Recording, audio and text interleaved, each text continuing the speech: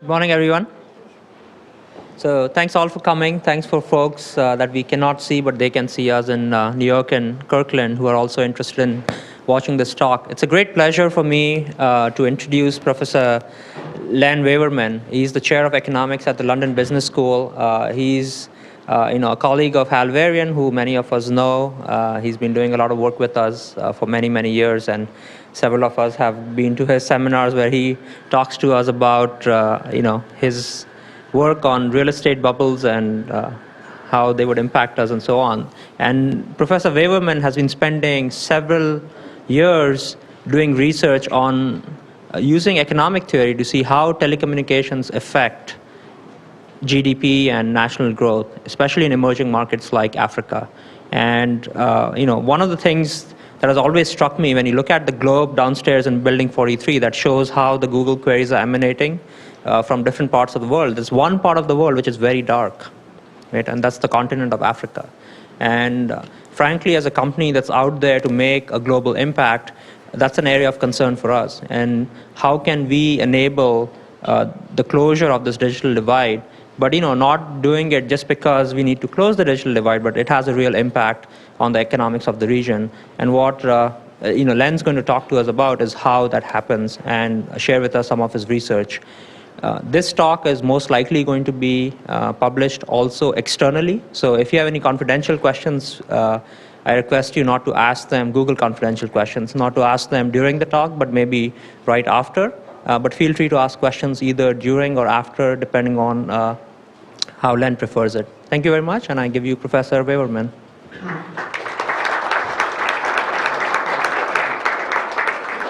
Thanks, Deep. It's a great pleasure to be here today in lovely, warm Northern California. It reminds me why I live in London. When I moved there from the University of Toronto, people said, "Why would you leave Toronto for London?" I said it was for the weather. My research has been on the impact of communication systems on economic growth. I have a book coming out called Networked Computer, Cambridge University Press, late in this year with my colleague Mel Fuss. What it tries to do is give the rights, the communications part of the new economy. Google is an amazing firm, and it's just delightful for me to be here and to talk to you. And a two-way talk. Anytime you have a question, please ask it. But one has to remember that communications is really the backbone for computing. The new economy, the so-called impact of computers on economic growth and productivity, really relies on big telecom networks allowing computers to interact, ship data, and so that's why it's the network computer. I'm on an advisory board at Vodafone on a project called The Social Importance of Mobile.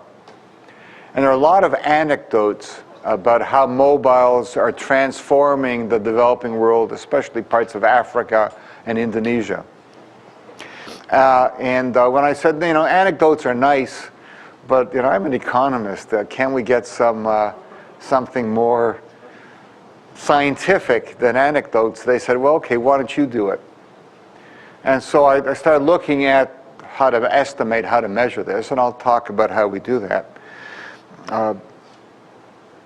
It's a difficult problem, but I think we have some evidence, which I'll show you and share with you some very recent research which backs that up. So let's begin in the year zero, if we look back at history, and this is the shares of world GDP from 0 to 2000. And you can see the world began in India. Early on, India was by far the richest country on earth. Share 32% of GDP. I don't know how people measure these things, but don't ask me. Okay. These are guesstimates. And you can see you're just behind India's China. So China and India were half of the world GDP up until around 1400. Okay, so for most of the world's history, China and India led the world. Then you can see the kind of collapse in both China and India. that collapse as share of GDP is also because of the huge growth in Western Europe and the United States. So you can see that by in 1950, the US and Europe are half of the world's GDP. India and China are pretty small at that point. At the bottom is Africa, which has never amounted to very much. Diamonds, if you've seen blood diamonds. But the developing world is coming back. We talk about the BRICS, Brazil, Russia, India, China, where the growth is today, where the opportunities are for both any kind of business and where democracy and real opportunities for entrepreneurship are occurring. On this chart, what we have is something I don't have to talk to you about much, is just the digital divide. What we have here, which you can't see because of the black lettering, so the countries from left to right are Sweden, the United States, France, Malaysia, Senegal, Vietnam, Bangladesh, and Ghana. So you can see, and there are three columns. The first column is personal computers per 1,000 people in 2003. So computer density. The second one is internet density, internet users per 1,000 people in 2003. And the white column is mobile phones per 1,000 people. So if we compare Sweden and Senegal, that is the first columns, and the fifth, you'll see that the ratio of PCs in Sweden to those in Senegal per 1,000 people is 30 to 1. Yeah. And the ratio of internet users in those two countries is 30 to 1. But the ratio of mobile phones is still very much in Sweden's favor, 17 to 1. If we compare the US and Malaysia, US is the second set of columns, Malaysia the fourth. PCs in the US to Malaysia, it's only 4 to 1. Now, you think of the huge gap in GDP per capita between those two countries. Internet use, the US is only 50% more per capita internet use. And in mobiles, it's about the same.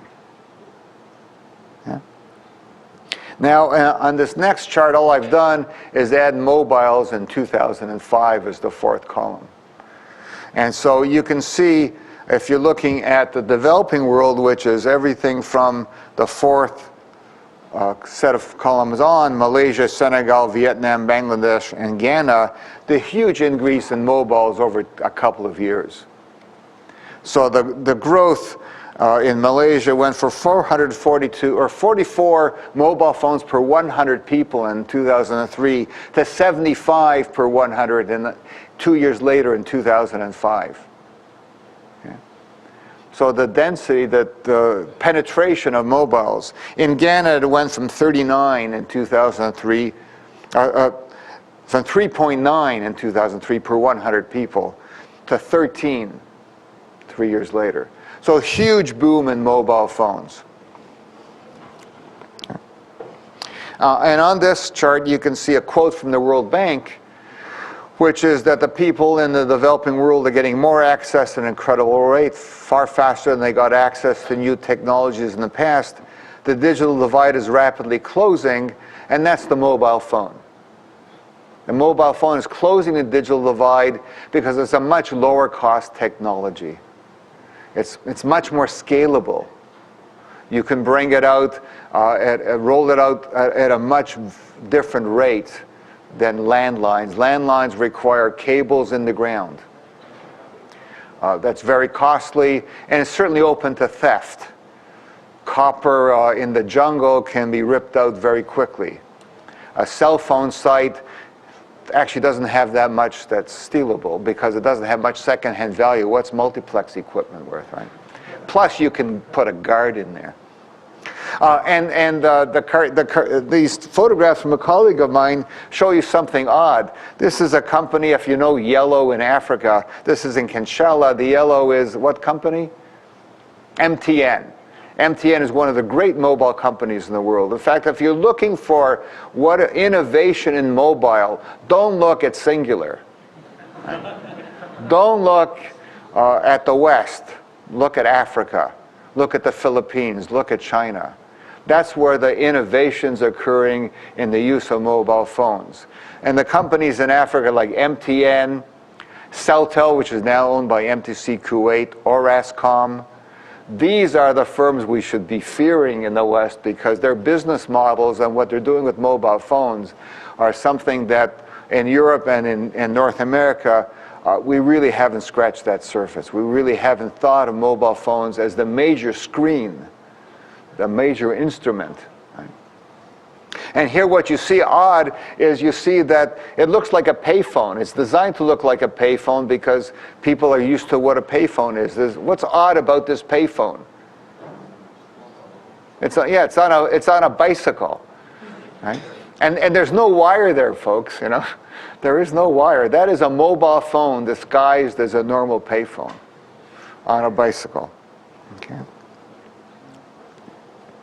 Now, Mo Ibrahim, the founder and executive chairman of Celtel, Sub-Saharan Africa in 2005, mobile phones grew at 67% compound rate of growth, compared with 10% in Western Europe. Last year, there were more new mobile phone customers in Africa than in North America. If you talk to Vodacom in South Africa, which is a Vodafone subsidiary, they had more net adds last year at income levels they thought they would never reach. The greatest rate of growth they ever had was last year.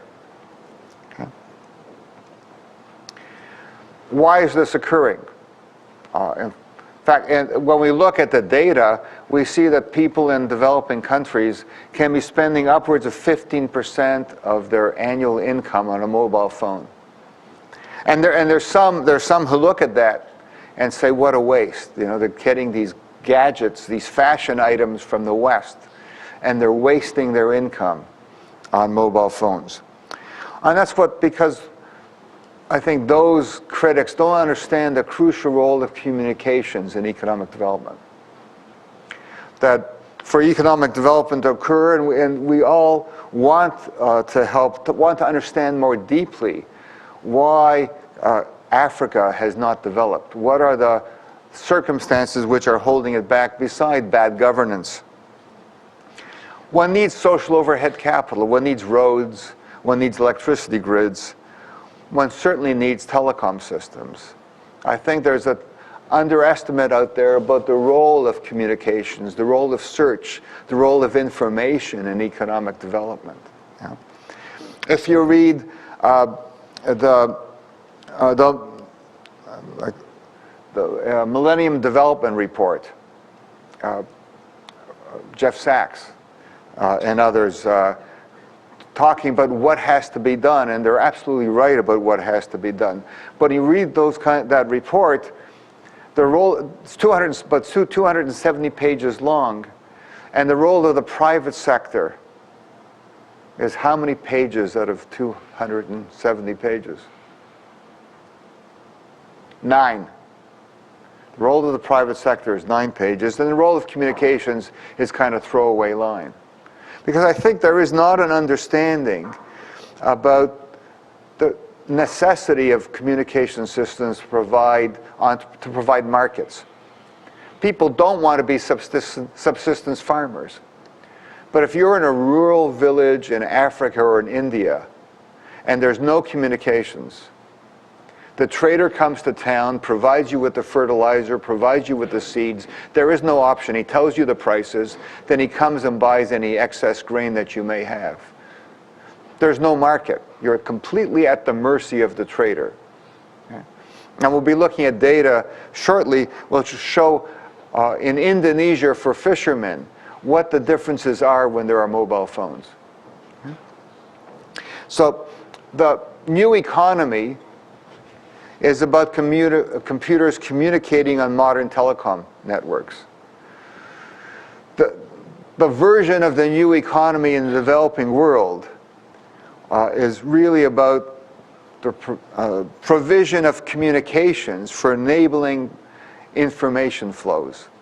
And information flows are going to come in a variety of ways, both over landline and mobile, and are going to be powered by the need for people to be in market economies. So communication networks widen markets. You can't have markets if you can't communicate. You need the information to provide you with the alternatives, to get the best price, to understand what you can sell and what you can buy. We in the West forget that. We assume that their information is readily available. It wasn't so long ago that that didn't occur. I mean, the original robber barons, the Mellons of the world, they made their money by having either the fastest train or the fastest steamship, because we had to physically transport information. And modern communication is extraordinarily recent. When was the first transatlantic telephone cable? What year was the first transatlantic telephone cable which was built between the UK and the US? Who wants to give me an answer? 1920s? 1935? 1951, much closer, was 1956. This is the 50th, we just passed the 50th anniversary of TAT-1, Transatlantic Telephone 1, a joint venture of AT&T and the British government, which besides Sputnik was the engineering marvel of the 1950s. And that TAT-1, before that, if you want to make a call, there's nobody in this room who can remember making a call before 1956 but me. If you want to make a call between North America and Europe before 1956, how would you do it? Radio, bounce it off the stratosphere. You'd book a call 3 weeks in advance and sit by the phone for hours for the operator to connect you and say there's sunspots today. And it was $30 a minute. Now, TAT-1 in 1956 had the capacity of how many simultaneous voice calls? 83. 83. So when we think about the vast fiber underneath oceans, that's 10 years old. The communications, even in the West, is extraordinarily recent. That's why the information age is just beginning. And we're just scratching the surface. Because, bandwidth, remember when bandwidth was a 56K modem? Bandwidth on a mobile phone is still very limited. Broadband everywhere is going to lead to the next information age, right? So so modern communications widens markets, lowers transactions costs, provides the necessities of being an entrepreneur, of being in markets. Sir? So I completely buy into the importance of communication for economic development, but what about transportation? I mean, the Western world has had roads since the time of Rome and did pretty well by them, but that's ahead of Africa, a lot of parts of Africa. So the question is, what about also the role of physical transportation besides communications transportation? With Vodafone, we've been studying what does it cost the annual cost of having a bicycle in rural India. Buying a bicycle and the annualized cost of that are about 15% of income. But then when you have the bicycle, to get information, you have to actually physical travel to town. So roads are essential, absolutely. You can't move the goods. But you can't be part of the market economy without communications. And communication networks are a better medium than roads for communications, which I think comes before you can move the goods. But I agree, social overhead capital is not just about mobile phones. And when I talk about the importance of mobile phones in Africa and India, doesn't mean that it's better than having health or education. I'll show you at the end that that's not true. It's one of the things we need, but it's not everything.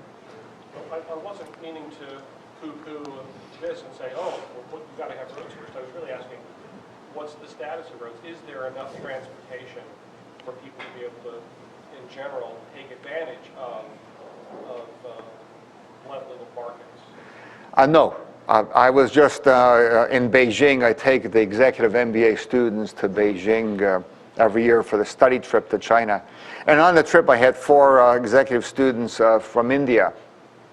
And we got to, after a day in Beijing, they said, "Oh my God, India's in trouble. They actually have roads here."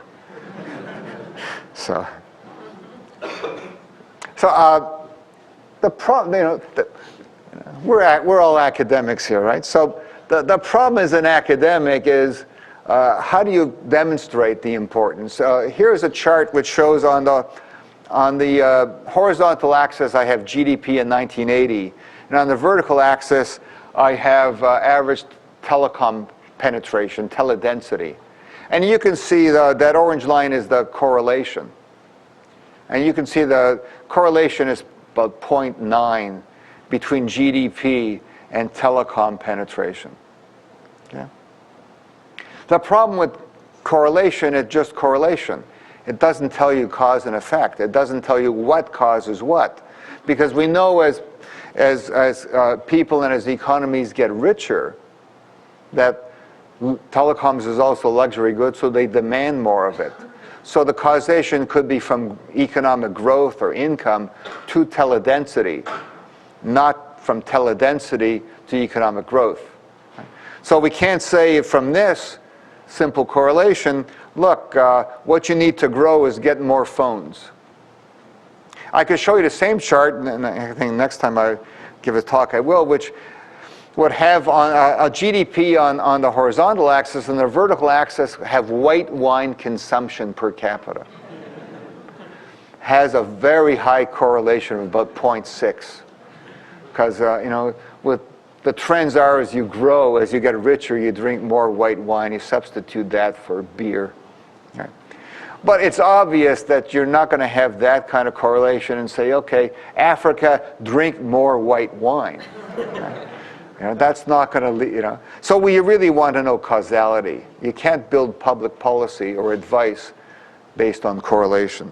So as an academic, the problem is one of building models which do causation and not correlations. I published a paper in 2001 with Hendrik Roller where we did this for the OECD and for landlines in the 1970s and 1980s.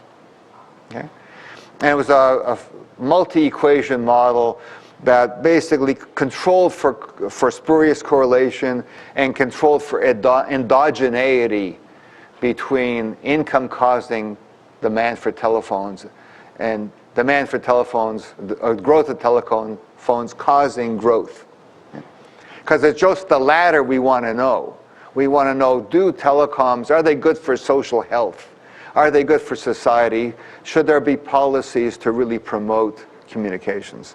So we built this model called the production function, 4 equations with endogenous demand and supply of telephones in it. And we got very, very interesting results. Substantial growth dividend from telecoms in the OECD in the 70s and 80s. In the United States, we found but 10% of all the economic growth that occurred in the US in the 70s and 80s was due to telecom development. Okay? Now, if you want, you may wonder, does that sound reasonable? I have another one of these kind of odd questions for you. How many phones were there per 100 people in France in 1970? Now, I can pick on France because I'm a French citizen. French are paranoid. But I can do this being French. I'm French and I'm Canadian. So how many phones were there per 100 people in France in 1970? 1970 wasn't long ago. 50 per 100? 10, 20. 10? 15 or 20. 15? Actually, the answer is 8. But that beat Greece with 5 and Portugal with 6. As I said with my story about the first transatlantic cable, modern telecoms is very recent. Remember, Europe had emerged from the Second World War, and really hadn't thought of telecommunications as being really essential to economic growth. And so here is a chart which shows you the teledensity, that is the number of phones per 100 people. Austria, Canada, France, Ireland, Italy, Portugal, Spain, Sweden, United States, in 1970, which is in blue, and 1980, which is in orange. And you can see the enormous growth in mainline phones. That is the thing that's still connected to a line that sits on a wall somewhere. I don't see many here. You know the mainline phone, it's usually black. You can get a fashion item now, it can be white. And they're really remarkable now. They will redial the last number. Right? And it could remember up to 200 numbers. Has maybe 8K of memory. And these are really, when you think about what has happened to the instrument for mainline phones, it's really surprising how little advance there's been. Computing occurred, and the telephone companies ignored it. But that's a different story. I don't want to pick on telephone companies. So you can see the big change in telecom penetration, main lines, between 1970 and 1980. Huge investment went on in the West in the 1970s and 1980s. Now, the number I said, how many main lines per 100 people, is a little odd because universal service is one phone per home. So you've got to think about how many phones per 100 is universal service. So what's the average household size? Around 2.5. So 40 phones per 100, 40 main lines per 100 is basically universal service. So you can see universal service existed in Canada in 1980, the US, Sweden in the 1970s, but nowhere other than Sweden and Finland in the 1970s. Okay. So this is the fixed lines. The blue now is 1995. I showed you fixed lines in the developing world in 1970 and 1980 would be down at the bottom because there was none. So the blue is 1995, the orange is 2003, and you can see here for these countries, Bolivia, China, the first two, Tunisia at the end, the increase in main lines over that very short time frame. And the outstanding example is China. If you think of the population size of China and the physical geographic size, to go from 3 phones per 100 people in 1995 to 20 in mainline phones, that is the stuff that's wired in the ground, is astonishing. It's astonishing what happened. But if you look at countries like Morocco, you can see main lines went the wrong direction.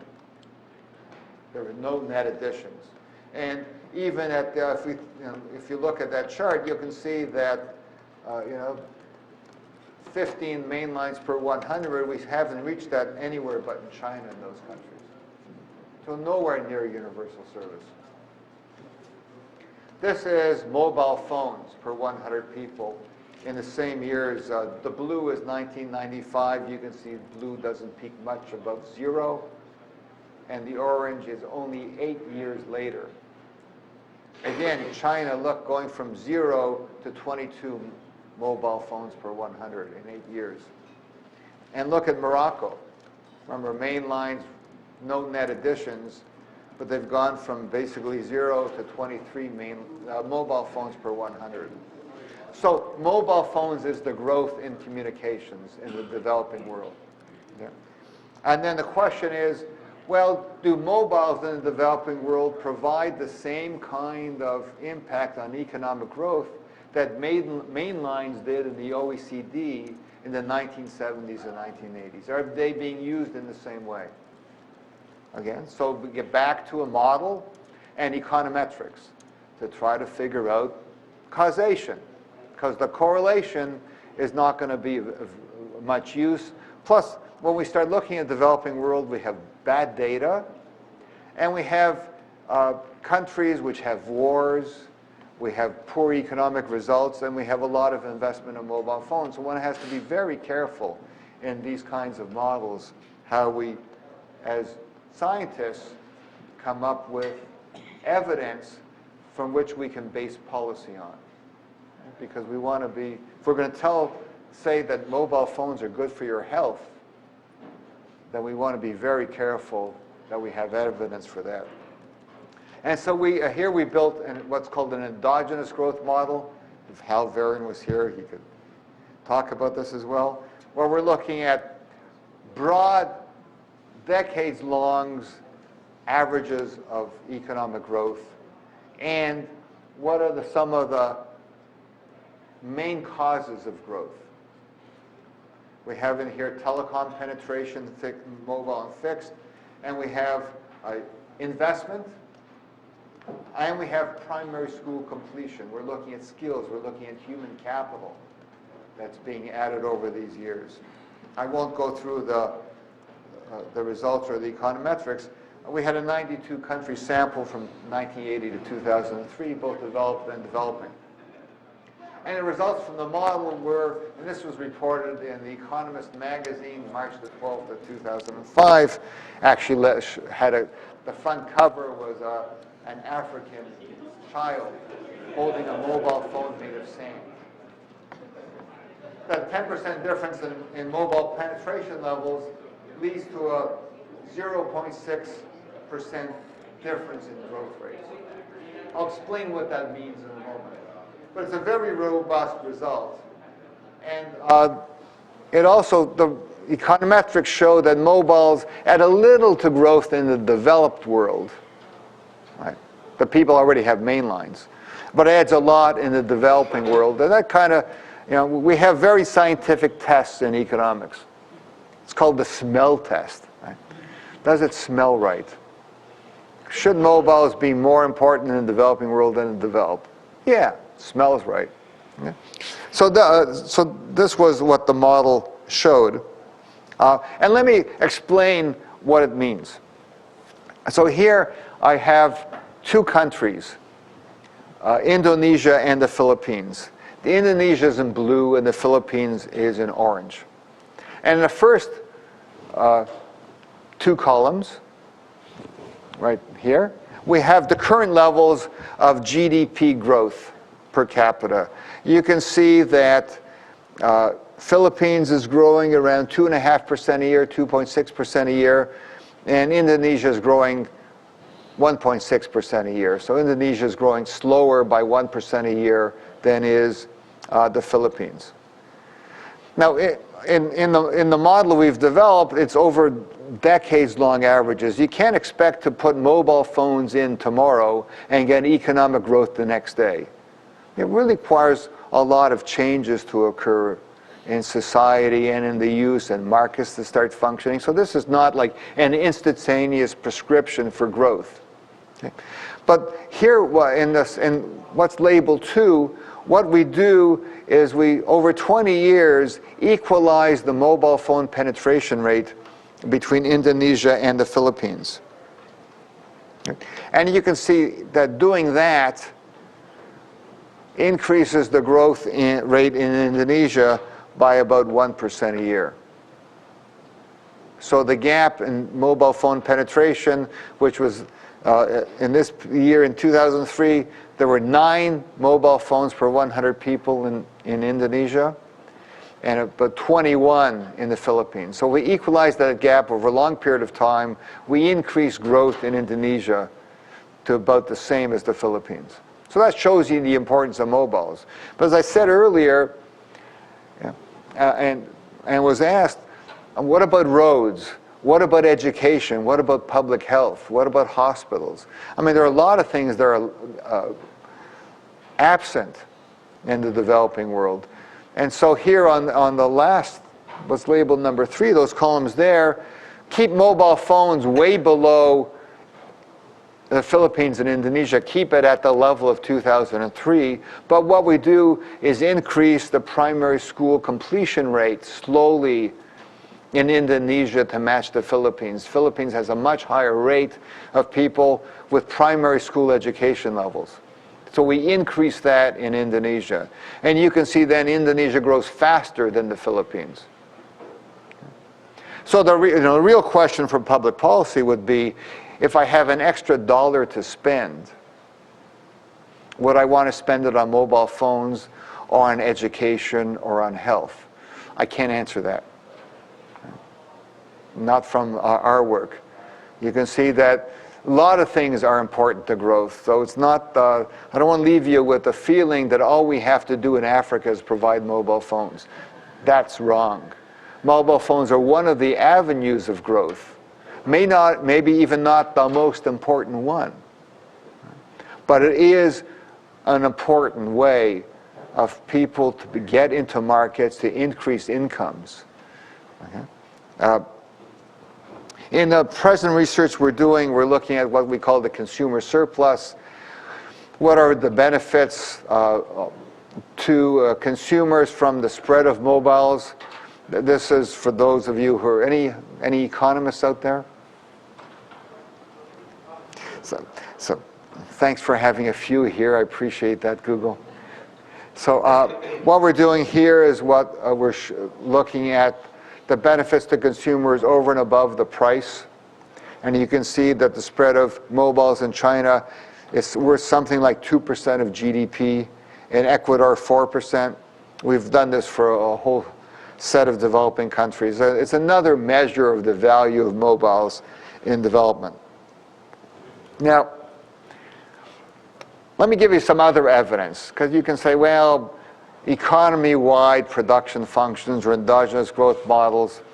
I'm looking all of Indonesia, and maybe that's a little too grandiose. So here's a recent paper that's coming out in the Quarterly Journal of Economics. Robert Jensen at the Kennedy School. What he did is he got data from, let me get exact years here, from September 3rd, 1996 to May 21st of 2001, weekly data from 15 fishing villages in India, in the state of Kerala. So what he did is he actually gathered for 20 fishermen, 10 large and 10 small, weekly for that entire time period, how much did they receive for their fish? And where did they land it? Because what he knew is in this chart here, is what this chart shows is in these three regions, when were mobile phones introduced? So in the region 1, it was introduced on January 31st of 1997. On a second region, July 6th of in 1998. And the last region only in 2000. So this was a great way of doing a natural experiment to see how did fishermen do. Did they make more money? And do consumers benefit with the spread of mobiles?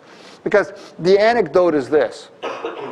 If you're a fisherman off the coast of Kerala and you have your catch of fish, you then go to port, and the port then tells you what your catch is worth. You may not like that price, but what are you going to do? These fishing villages are 15 kilometers apart. Going to get back in your boat and try the next village?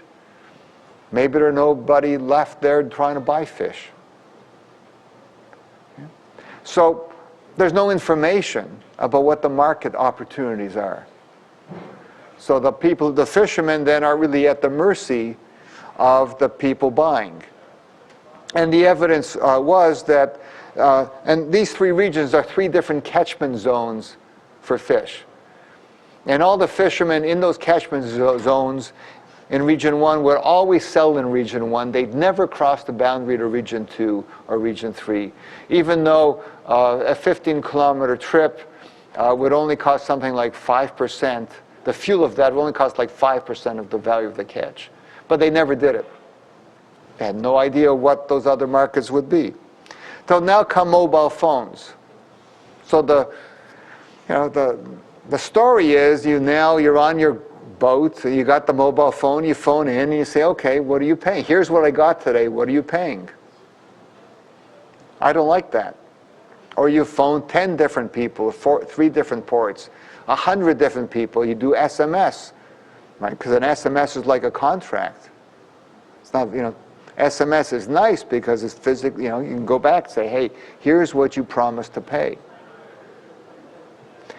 So does that really matter? Well,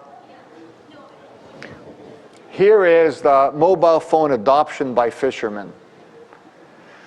This shows you when it becomes available. You can see mobile phone adoption is basically zero until you can see the phones added. The sharp black line going up shows when there are phones in that district. So District 1, they came in very soon. And mobile phone adoption in 20 weeks went to 85%. 85% of fishermen had mobile phones within 20 weeks of them being available. Look at region 2, look at region 3. When these devices were available, they were used. Now, it wasn't that anybody actually decided to have mobile phones for fishermen. It's just when they put in the base stations, there was sufficiently close to the coast that they covered an area 30 kilometers outside the coast. Not that they ever thought the fish would want mobile phones, right? But fishermen quickly adapted the technology amazingly fast. And you can see it's unanimous, right? This is not a slow adaption rate. This is phones are there. First the big boats get them, then everybody gets them. This is an adaption curve which is amazing. Right? And here's what happens to prices. So again, the price dispersion you see before mobile phones, remember what Jensen was getting was all the weekly prices from 20 fishing boats. And you can see the huge variance in prices before the adoption of mobile phones. In fact, 8% of the catches were wasted because when they came to port, the price was zero. Nobody wanted fish. Although 15 kilometers away, there were buyers who had no fish to buy because there's nobody in that port with fish. So there was a huge social waste. So the price dispersions are enormous. You can see what happens as soon as you get mobile phones. The dispersion goes down remarkably from a 60% significant dispersion to 6% and lower. And then what he does is test for the law of one price. Is there a single price for fish across these three regions? Before mobile phones, there isn't, because the fishermen in that catchment zone always went to those ports. Afterwards, 30 to 40% of the fishermen go to another region. And this arbitrage means that after the mobile phones, there is a single uniform price for any kind of fish across the entire area. The average revenue of fishermen went up by 8%. The average price of fish to consumers fell 6%. And there was no waste. So very large social benefits. So why are people spending 15% of their income on phones? Is it a fashion device? For some of them, yeah. But it really is an information gathering tool. Mobile phones are providing a very vital communications absolute need. And we forget, we know what markets are here. But in the developing world, markets don't function. They don't function properly because there's very little information. Remember, information is power. And there's no power to providers like single fishermen before mobile phones. I see some questions. Is that increase in their revenue net of the cost of It is in Jensen's thing. It is not, but it's the increase in the revenue is of sufficient magnitude that even when the first mobile phones cost $100, so if you could amortize them over about 4 months for these kinds of benefits. See another question. You know, most of this study is like the transactions that happen with a voice-based or data-based, like SMS, or more people talking about. Yeah, I'll be turning to that. Was it voice or SMS? We see there's a lot more research can be done. as to the differences in the uses of mobile phones in the developing world. The data I've seen, for example, from South Africa show that in the rural areas, the amount of incoming SMS relative to the outgoing SMS is 13-to-1. Much different ratio from what we see in the West. And that's because the richer people in urban towns are SMSing them. So we're seeing very different patterns. And I'll come to at the end whether I think it's voice or data. I think that's a very important point. How much of this are data services? And also, could we be using voice for data services as well? Because search can be voice as opposed to SMS. Now, the founder of Reliance, Ambani in India, said if a telephone, he said this a few years ago, if a telephone call could be made cheaper than the postcard in India, it will transform every home, empower every Indian, remove every roadblock to opportunity and growth, and demolish every barrier that divides society. So, what about Google? What about the digital divide? What can you do? Well, at the moment today, actually this is about a month old, there are 2.2 million mobile phone users in the world. 2.2 billion mobile phone users in the world. 1.4 billion of those are in the developing world. There are many more mobile phone users in the developing world than in the developed world. That's not true for PCs. In the developing world, mobiles are used to access information, as we just showed. So what can Google do about that? How can you help?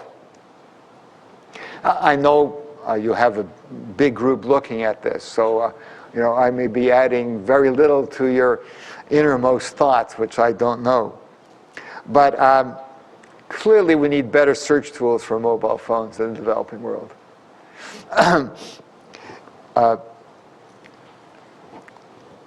What's the main impediment to the use of SMS? Illiteracy. The literacy rate in a number of these countries is extremely low. So it's very difficult to use a mobile phone for search, either SMS search or a Google search when you can't read. And so therefore, we need some kind of other ways of acquiring information. Now, when I said that these firms in the developing world are really innovative, they're innovative because they're developing banking tools.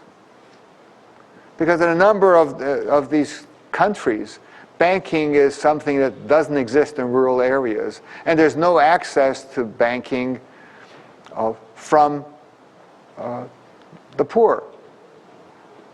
If you drive in from Johannesburg, from the airport, the highway is just littered with signs, and what it says is carpenter and gives a phone number. Because remember, a mobile phone is a very different tool than a landline phone. I talked about universal service for landlines being a phone for every home. But mobile phones are personal devices, one for every person. Because what they are in the developing world is their identity. Because if you live in a shanty town, nobody's going to come and knock on your door and offer you a job. Nobody knows who you are. Nobody knows where you are.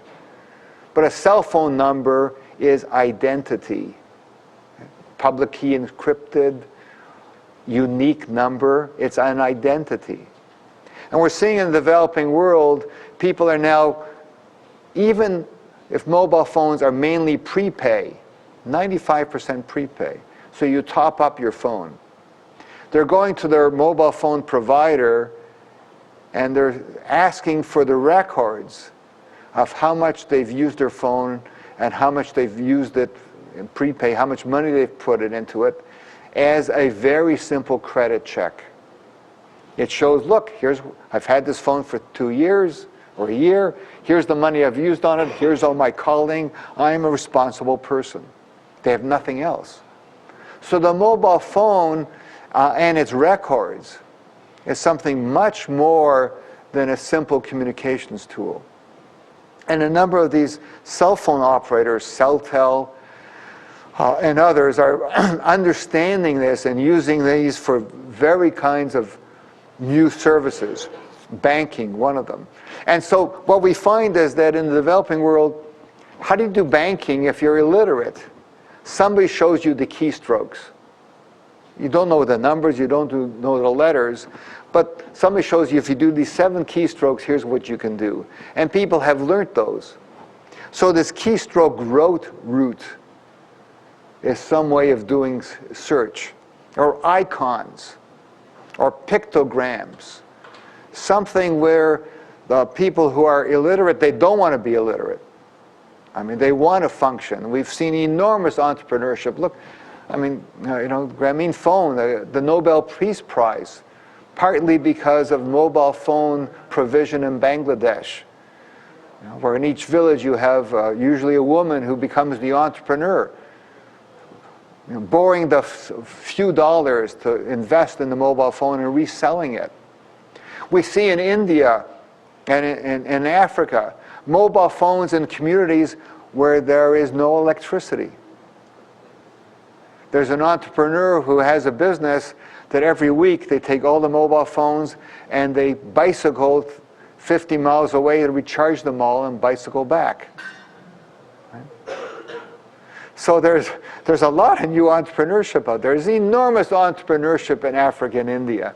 These people haven't had the ability to become entrepreneurs because there's no markets, there's no way of earning money, there's no way of showing what you can do.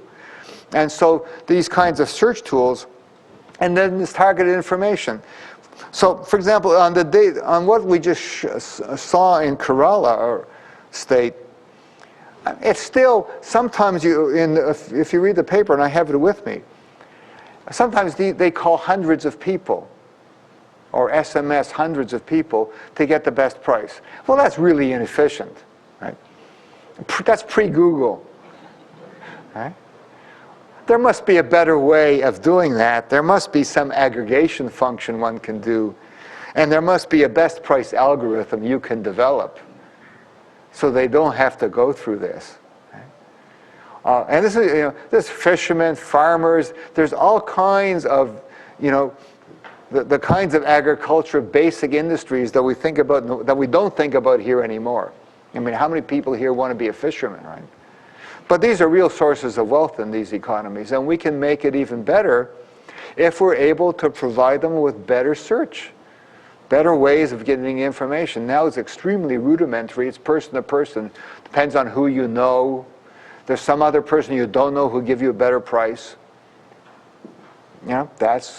So there's, I think, enormous opportunities out here. But I think we also need more research on the ways in which they're doing, how they're using SMS, how they're using voice, and how we can provide search tools to the illiterate. Job opportunities, even social networks, which are very dense in these countries. I don't know of any,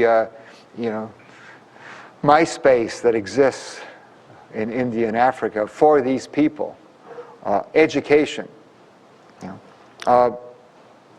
And my final slide is, I think I already asked the question, I got the answer. What's the main developing world issue for PC and mobile search? Illiteracy. So what can Google do? I call it the Google Literacy Program. Why don't you help them become literate? And literate in novel ways. Because on the mobile phone, we do have a way of becoming literate. I mean, we could think of the mobile phone and an educational program in a mobile phone with the screen. We could think, I'm sure you can find a way of giving these people simple literacy on the mobile phone.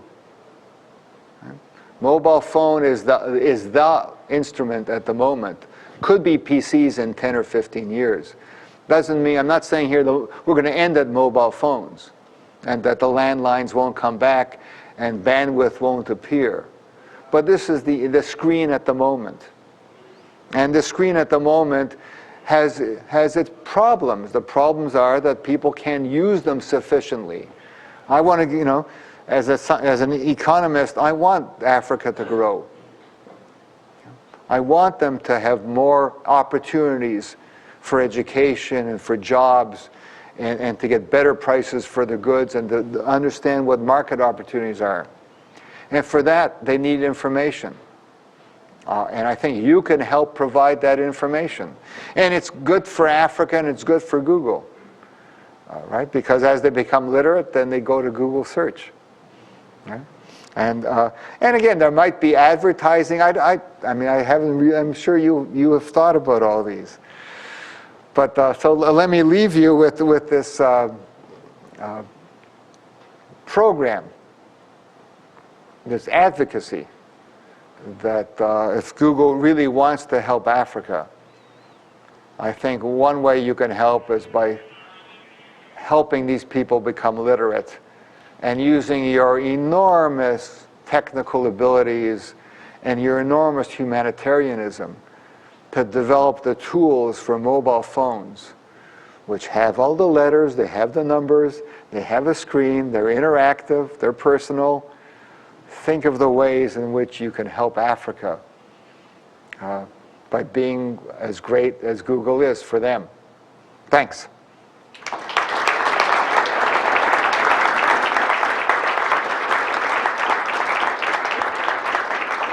So lots of time for questions, I hope. About literacy, I think it's going to be much better in India, right? Have you heard about Google.org's support for the same language subtitling of movies? Works better in India because they have a huge movie industry. And you know what? A movie screen is much bigger. A movie screen is much bigger. And they are going to movies anyway, yeah. so getting the writing underneath is teaching and practicing literacy. I don't know if that would work in Africa. It may depend. Yeah, because there's so many different languages, and I don't know what how big. Some have a very healthy movie-making culture. Ethiopia, for example. Others like Nigeria may not. I didn't know about the program, but yeah, absolutely, that's a big help as a start. So if you've got a cell phone moving out there, is it possible that they would provide a draw for hey, this literacy stuff is actually important? Would it motivate enough getting, say, kids to be educated? I think that's a very good point. The question is, the fact that mobile phones are spreading like wildfire. I mean, we're seeing penetration rates, 60, 70% in these developing countries. Because they have it and they want to use it, I think there is a desire to be literate. I think that the mobile phone gives them a reason to be literate where there wasn't one before. So it's both a tool and it's a draw. So I think you're absolutely right that the fact that these kids now have mobile phones, or let's not just think about the kids, let's think about the older generation as well. Because they have these mobile phones, it now gives them the potential to become literate. They're not going to go back to school. Traveling to school can also be arduous and costly. And this is, you can personalize the program. You can learn what you need. So, yeah, absolutely. I think it adds to the demand for literacy enormously. They want to SMS each other.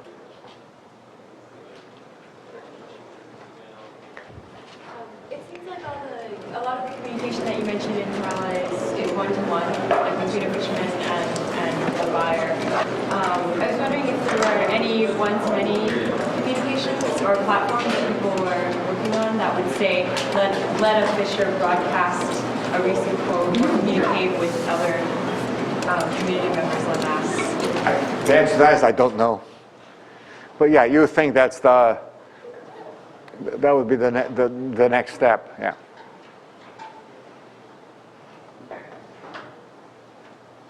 I have a question about the fish prices. Yes. You said that people paid less for their fish. Fishermen earned more for their fish. The fishermen providing a lot more fish, was the middleman making a lot less money? How did that work out? Well, it's the reduction of the inefficiency. They're getting a lot more revenue because there's no wasted catch. and they're going to the port that gives them the best price. So that's how revenue can go up and still prices fall for everybody, because we eliminate the inefficiencies when there are no markets functioning.